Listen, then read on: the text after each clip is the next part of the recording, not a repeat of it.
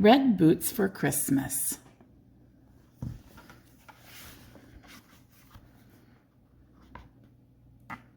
Soft snow fell on the village of Friedensdorf, but the village lights glowed warm, and so did the hearts of the villagers as they made ready for Christmas. Pastor put up the nativity scene in front of the church. In other parts of the village, Brigitta, the paper seller, waved a special Christmas edition of the newspaper. Carla, the candle maker, hung decorations outside her shop, and Frederick, the mailman, delivered Christmas cards. Spoiled young Adelaide whined and pulled at her father.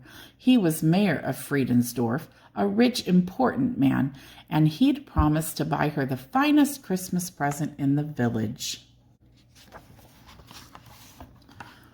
Only Hans, the shoemaker, was grumpy and gloomy. Christmas is just another excuse to be greedy, he told Aldo, his pet crow, and I won't be a part of it.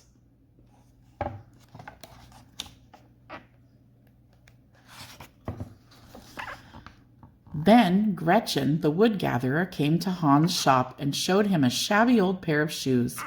Will you fix these? She asked. They're my Christmas present to my granddaughter Elsa. Her little feet get so cold.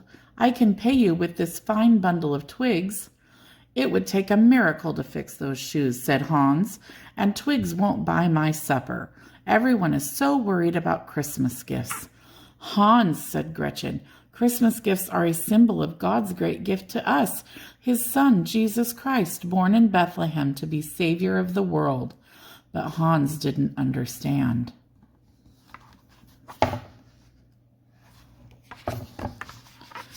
That night, as Hans was drifting off to sleep, a burst of light filled his room, and an angel spoke to him.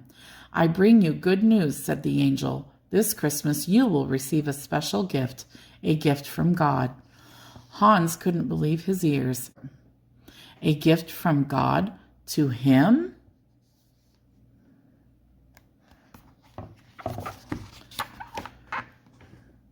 But the next morning Hans knew what he must do. If God had a gift for him, why, he must have one for God too, the finest gift in the village. From shop to shop he went. At last he thought he'd found the gift, a music box filled with the twirling Christmas trees. But young Adelaide wanted it too, and her father had more money than Hans, so off Hans trudged to look some more.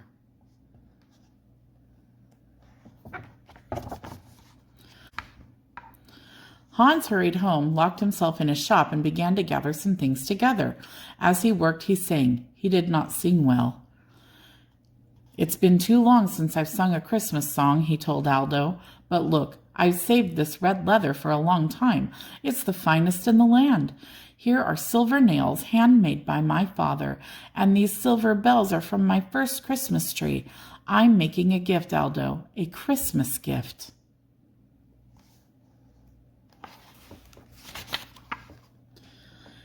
Hans worked all night and into the next morning. They're done, Aldo, he said at last. Aldo whistled. There sat a pair of tiny red boots, beautiful boots, magnificent enough for a king. Hans put the boots in the window where everyone could see them, but he wouldn't sell them, not even to the mayor for young Adelaide. Those boots were Hans' gift to God.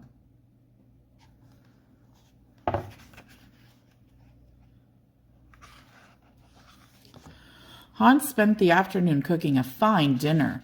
Soon it would be Christmas Eve, and God would visit him with a special gift. Hans thought God would like a fine dinner, too. As Hans worked, he sang some more. He sounded better now. But Christmas Eve came, and the only people who knocked at Hans' door were Frederick the mailman, Brigitta the paper seller, and the mayor. So Hans served his dinner to them. And before they ate, he sang a song, a Christmas song he remembered from his childhood.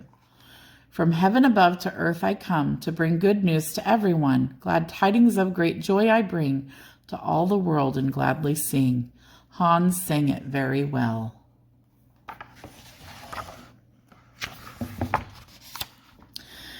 After dinner, Hans' guests left. It had been a lovely evening, but Hans felt sad. Then lights filled the room, and the angel appeared again. "Oh, it's you," said Hans. "I had everything ready, but I did not get my special gift from God." "Let me help you understand, Hans," said the angel. "Look at that nativity scene. Giving Christmas gifts is a fine custom, but the real message of Christmas is God's gift of his Son. For unto you is born this day a Savior, which is Christ the Lord."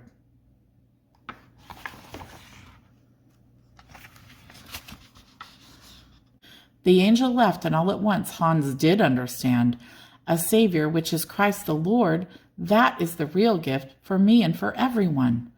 Then a moonbeam touched the red boots, and Hans understood something else. He grabbed the boots and ran outside. All the villagers were on their way to midnight worship, but Hans hurried straight to Elsa. "Here, child," he said, "a Christmas present." And he put the red boots on her cold little feet.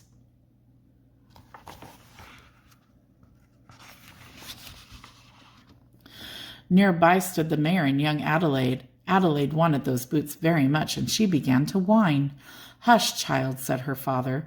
"This is what Christmas is all about. We give to each other because God has given us the greatest gift of all." For a moment Adelaide was quiet, and in that moment she understood too. So she gave Elsa another gift, the music box filled with twirling Christmas trees.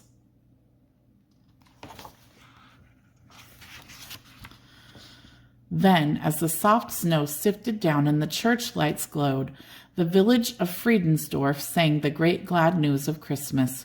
"To you this night is born a child of Mary, chosen virgin mild.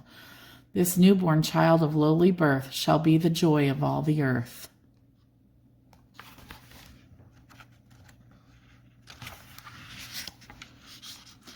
And from the heavens echoed an angel voice, "For unto you is born this day in the city of David a Savior, which is Christ the Lord." The end. I hope you enjoyed Red Boots for Christmas. Please join me again tomorrow for another great Christmas story. Be sure to subscribe to my channel. Have a wonderful night. God bless you all, and bye-bye for now.